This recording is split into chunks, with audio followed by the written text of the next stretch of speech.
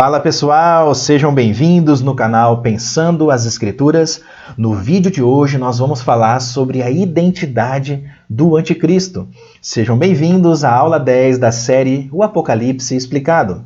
Mas antes de entrarmos nesse assunto tão polêmico e tão enigmático, eu quero te convidar a se inscrever aqui no canal se você não é inscrito ainda e ativar o sininho de notificação, porque só assim o YouTube vai te notificar sempre que um novo conteúdo for postado aqui no Pensando as Escrituras. Dito isso, vamos falar sobre o Anticristo. Quem é o Anticristo? Será que o Anticristo já surgiu na história? Ou será que ele vai surgir aí no futuro, em algum momento específico? Eu tenho mais uma pergunta para instigar a sua reflexão. O Anticristo é um ser humano? É uma pessoa em particular mesmo? Ou talvez, irmãos, devêssemos interpretá-lo a partir de outra perspectiva? Bem, antes de apresentarmos a identidade do Anticristo, eu quero primeiro levantar algumas compreensões modernas que as pessoas têm a respeito do Anticristo. Por exemplo, alguns teólogos conhecidos chegaram a dizer que é provável que o Anticristo já esteja entre nós. Por exemplo, o famoso teólogo Hal Lindsey disse isso durante uma entrevista dada em 1977. Observe as palavras dele. Ele disse: "Em minha opinião, ele, o Anticristo, está vivo agora em algum lugar." Mas não só ele disse isso. O famoso pesquisador de escatologia dispensacionalista, já falecido, o Dave Hunt, ele disse o seguinte, observe: "Com quase toda certeza, o Anticristo está vivo em algum lugar do planeta Terra neste exato momento." Agora, irmãos, apesar dessas afirmações, é evidente que nem todo teólogo acredita que o Anticristo já esteja entre nós. Outros teólogos acreditam que o Anticristo vai surgir futuramente antes do retorno de Jesus. É o caso, por exemplo, do também famoso Martyn Lloyd-Jones, já falecido. Ele foi um amilenista na sua escatologia e ele afirmou o seguinte, observe: "Podemos, penso eu, ter certeza de que o Anticristo, por fim, se concentrará em uma pessoa que deterá um terrível poder e será capaz de operar milagres e realizar maravilhas de modo que quase enganará os eleitos." E a maioria das pessoas de hoje pensam como Martyn Lloyd-Jones. Elas acreditam que o Anticristo é uma pessoa específica que ainda vai surgir no cenário mundial antes do retorno de Jesus. E além disso, de acordo com a crença majoritária, o Anticristo vai ser praticamente a encarnação do diabo aqui na Terra. As pessoas acreditam, irmãos, que ele, o Anticristo, vai ser um líder muito influente, muito amado e muito querido por todas as pessoas, e ainda ele vai conseguir enganar muita gente a ponto de conseguir a adoração do mundo todo. Essa é a crença majoritária. Mas diante de tudo isso que está sendo falado, eu lanço a seguinte pergunta: será que a Bíblia ensina esse tipo de conceito e de compreensão a respeito do Anticristo? Bem, antes de dar uma explicação a respeito disso, vamos ler os versículos que mencionam o Anticristo. Irmãos, olha só. A palavra Anticristo aparece em toda a Escritura Sagrada somente 4 vezes. E todas as vezes ela aparece nas cartas do apóstolo João.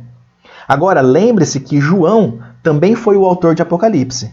E, curiosamente, a palavra Anticristo não aparece nenhuma vez em Apocalipse. Agora, vejamos os textos bíblicos em que essa palavra aparece. O primeiro é o texto de 1 João 2,18. "Filhinhos, esta é a última hora. E como vocês ouviram que o Anticristo vem, também agora muitos anticristos têm surgido. Por isso sabemos que é a última hora. Quem é o mentiroso, senão aquele que nega que Jesus é o Cristo? Este é o Anticristo, o que nega o Pai e o Filho. Nisto vocês reconhecem o Espírito de Deus. Todo espírito que confessa que Jesus Cristo veio em carne é de Deus. E todo espírito que não confessa isso a respeito de Jesus não procede de Deus. Pelo contrário, este é o espírito do Anticristo, a respeito do qual vocês ouviram dizer que viria e que agora já está no mundo. E o último, porque muitos enganadores têm saído do mundo afora, os quais não confessam que Jesus Cristo veio em carne. Este é o enganador e o anticristo. Diante desses textos, irmãos, surge a seguinte pergunta: o que João queria dizer com a palavra anticristo? Bem, em primeiro lugar, vamos considerar o tempo do anticristo, ou seja, em que momento da história ele surgiria. Observe com atenção que João diz que o anticristo já está no mundo. Ele diz mais, ele afirma que muitos anticristos têm surgido. Note que ele usa a palavra no plural. Ele diz anticristos. Note ainda que por causa da presença dos anticristos entre os irmãos, eles deveriam entender que aquele momento que eles estavam vivenciando já era a última hora. Observe mais uma vez, irmãos, o que João escreve para eles. Também agora muitos anticristos têm surgido. Por isso sabemos que é a última hora. Então, para resumir esse ponto, o anticristo já estava atuando na época de João, ou seja, no século I da era cristã. Esse é o primeiro ponto.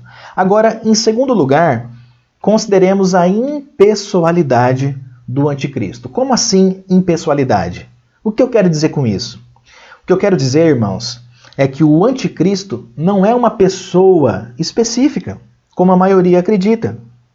O anticristo é, na verdade, um movimento herético de falsas doutrinas. Ora, João usa a palavra no plural, como nós vimos. Ele diz anticristos. E além disso, ele também fala de espírito do anticristo e ainda de muitos enganadores que têm saído do mundo afora. Agora, pense na palavra anticristo.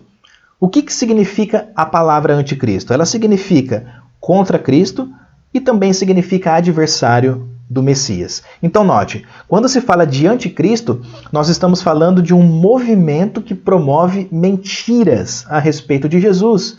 Mais uma vez, observe o texto que nós lemos. Porque muitos enganadores têm saído do mundo afora, os quais não confessam que Jesus Cristo veio em carne. Este é o enganador e o anticristo. Para que essa ideia fique bem estabelecida, irmãos, considere as crenças erradas que várias pessoas tinham na época. Lá no século I, surgiram muitas heresias sobre vários pontos da fé cristã. Por exemplo, algumas pessoas começaram a pensar que o próprio João, autor aqui de Apocalipse, estaria vivo até a segunda vinda de Cristo. Observe. Então Pedro, voltando-se, viu que o discípulo a quem Jesus amava, que é João, vinha seguindo. Era o mesmo que na ceia havia se reclinado sobre o peito de Jesus para perguntar: Senhor, quem é o traidor? Ao vê-lo, Pedro perguntou a Jesus: Senhor, e quanto a este? Jesus respondeu: Se eu quero que ele permaneça até que eu venha, o que você tem com isso? Quanto a você, siga-me. Então se espalhou entre os irmãos a notícia de que aquele discípulo não morreria. Ora, Jesus não tinha dito que tal discípulo não morreria, mas se eu quero que ele permaneça até que eu venha, o que você tem com isso? Então note, uma crença errada começou a se espalhar no meio do povo. Outro exemplo, irmãos, nós vemos em Corinto. No meio da igreja de Corinto, havia um falso ensino sobre batismo pelos mortos. É isso mesmo. Na carta aos Coríntios, Paulo menciona essa heresia, mostrando que ela é contraditória com a doutrina da ressurreição. Observe. Quando, porém, todas as coisas lhe estiverem sujeitas a Cristo, então o próprio Filho também se sujeitará àquele que todas as coisas lhe sujeitou, para que Deus seja tudo em todos. De outra maneira, que farão os que se batizam por causa dos mortos? Se de fato os mortos não ressuscitam, como muitos da igreja ali acreditavam, por que se batizam por causa deles? Então note, havia uma heresia no meio do povo. O batismo praticado em favor dos mortos. E também a heresia de negar a realidade da ressurreição. Então Paulo menciona a heresia do batismo pelos mortos, mostrando que não faz sentido batizar os mortos, sendo que os mortos não vão ressuscitar. Ok? Então qual que é o ponto aqui? O ponto é, havia heresias no meio do povo. Havia heresias sendo disseminadas lá no século I. Mas considere mais um exemplo. Alguns falsos mestres se infiltraram lá no meio do povo de Deus do passado e começaram a ensinar também que o casamento era proibido. Olha só. O Espírito afirma expressamente que nos últimos tempos alguns apostatarão da fé por obedecerem a espíritos enganadores e a ensinos de demônios, pela hipocrisia dos que falam mentiras e que têm a consciência cauterizada, que proíbem o casamento. Olha só, a proibição do casamento é chamado de ensinos de demônios. E esses falsos ensinos estavam espalhados lá no século I da era cristã. Portanto, irmãos, por causa dessas heresias mencionadas e de outras que nós não mencionamos no estudo, Paulo insistiu para que os irmãos perseverassem na sã doutrina. Então perceba o ponto que eu quero estabelecer aqui. Sempre que falsas doutrinas eram levantadas no meio do povo de Deus, era evidência de que o anticristo estava em ação. É por isso que o Novo Testamento repreende com severidade e com bastante frequência também os falsos mestres, porque eles causam ruína teológica, eles conduzem pessoas ao erro doutrinário, eles são o anticristo. Portanto, o anticristo não é um líder político que vai aparecer em algum momento no futuro. E diante disso, irmãos, talvez você tenha se lembrado de uma outra figura de Apocalipse, ou seja, da besta que aparece no capítulo 13 de Apocalipse. Lembra da besta mencionada lá? O texto diz que ela tem 7 cabeças e 10 chifres, e montada sobre ela a grande meretriz. A pergunta que surge na mente de muitos é a seguinte: o anticristo e a besta são a mesma pessoa? E a essa pergunta nós respondemos não é a mesma pessoa, ok? Então, afinal, quem é a besta de Apocalipse? Bem, pessoal, nós não vamos falar sobre a besta de Apocalipse no estudo de hoje, porque eu já falei a respeito disso.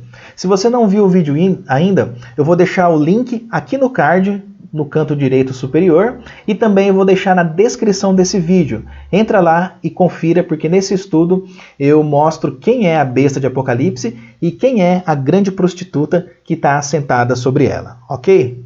Agora, por último, consideremos a presença do anticristo nos dias atuais. O anticristo, ele está em atuação hoje em dia ou não? É uma realidade passada apenas.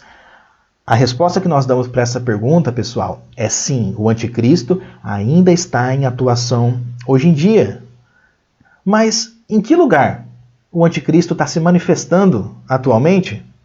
Bem, olha só, tendo em vista que o anticristo é um sistema doutrinário herético que ensina mentiras a respeito de Jesus, então fica evidente que ele se manifesta em todas as seitas e falsas religiões da atualidade. Por exemplo, pense nos Mormons, aqueles da Igreja de Jesus Cristo dos Santos dos Últimos Dias.